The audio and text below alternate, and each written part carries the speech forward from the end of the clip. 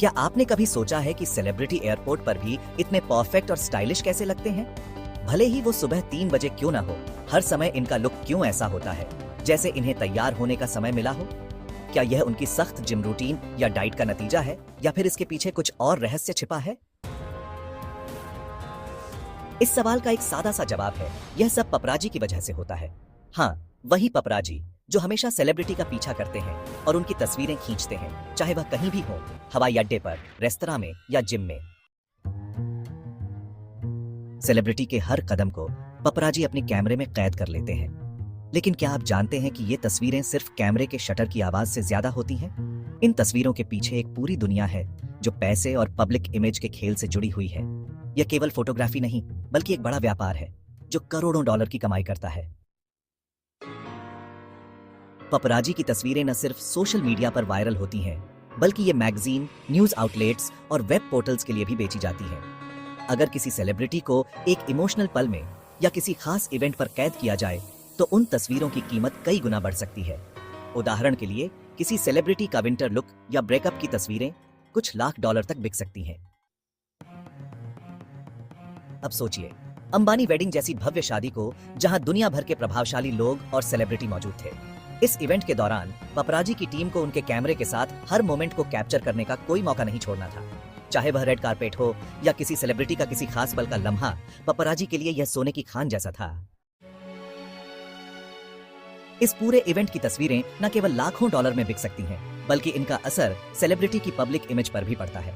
ऐसे इवेंट्स के दौरान सेलिब्रिटी की तस्वीरें न केवल लाइफस्टाइल को दिखाती हैं, बल्कि इनसे एक ग्लैमरस और स्टाइलिश इमेज भी बनती है। पपराजी इन तस्वीरों को केवल बेचना नहीं चाहते, वे सेलिब्रिटी की छवि को भी एक खास तरीके से प्रस्तुत करते हैं। लेकिन क्या पपराजी हमेशा केवल दिखावा ही करते हैं? क्या यह सब सच होता है, या फिर कभी-कभी वे एक कहानी भी बना देते हैं? पपराजी के कैमरे से कभी बच पाना मुश्किल होता है, और यही दबाव सेलिब्रिटी पर पड़ता है। कभी-कभी वे अपने निजी जीवन को पब्लिक से छिपाने की कोशिश करते हैं, लेकिन पपराजी के कैमरे से यह बहुत कठिन हो जाता है।